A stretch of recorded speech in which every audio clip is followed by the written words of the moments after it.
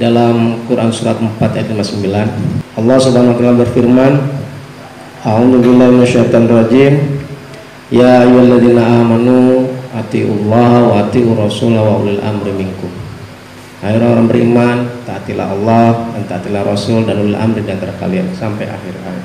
Jika kita perhatikan di dalam ayat Allah dalam Al-Qur'an 30 juz ini, ketika Allah seru orang beriman dengan seruan ya ayyuhalladzina amanu, maka di situ pasti Allah iringi dengan kalimat taklif.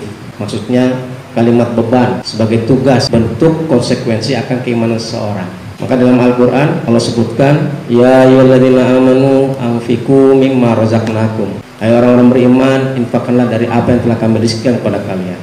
Anfiqu itu kalimat taklif sebagai bentuk konsekuensi akan keimanan seorang. Benarnya iman seseorang maka dia akan berinfak.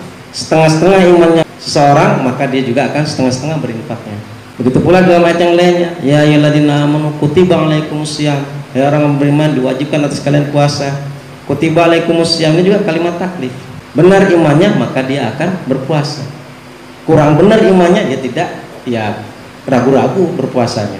Begitu pula dengan ayat Allah ini, ya ayyuhalladzina amanu atiullaha wa atiur rasul wa ulil amri minkum. Ya orang beriman, taatilah Allah, taati Rasul dan ulil amri dan antara kalian. Ketaatan kepada Allah dan Rasul dan ulil amri ini tiga unsur ketaatan yang tidak bisa dipisahkan, satu kesatuan yang tidak bisa dipisahkan. Orang yang beriman wajib taat kepada Allah, Rasul dan ulil amri, punya tiga unsur ketaatan. Bukan hanya unsur taat kepada Allah dan Rasul saja tanpa taat kepada ulil amri, tapi taat kepada Allah, Rasul dan ulil amri.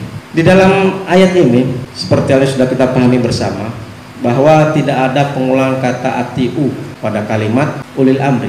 Pengulangan kata ati itu hanya sampai cukup pada Rasul. Atiullah wa atiur Rasul wa ulil amri, tidak ada kalimat atiunya. Dan di sini ketaatan kepada Allah dan Rasul tidak sama dengan ketaatan kepada ulil amri.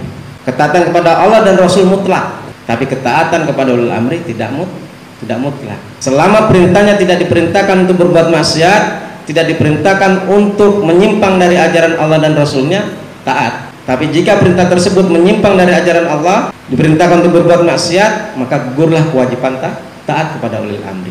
Sebagaimana dalam hadis Rasul sebutkan, la ta'ata li makhluqin fi maksiatin khaliq. Tidak ada ketaatan kepada makhluk di dalam kemaksiatan kepada sang penciptanya. Dan bahkan dalam hadis Rasul yang lainnya juga Rasul sebutkan, alal mar'il muslim as-sam'u wa ta'ah. Kewajiban bagi seorang muslim as-sam'u wa ta'ah, mendengar dan taat. Fima ahabba wa kariha, pada perkara yang dia senangi maupun dalam perkara yang tidak dia senangi, wajib taat. Malam yu'mar bimaksiatin, selama tidak diperintahkan untuk berbuat maksiat. Fa idza umira bimaksiatin, maka jika diperintahkan berbuat maksiat, fala sam'a wala ta'ah, tidak ada kewajiban untuk mendengar dan taat. Dengan kata lain, gugur kewajiban taat kepada ulil amri jika diperintahkan untuk berbuat maksiat.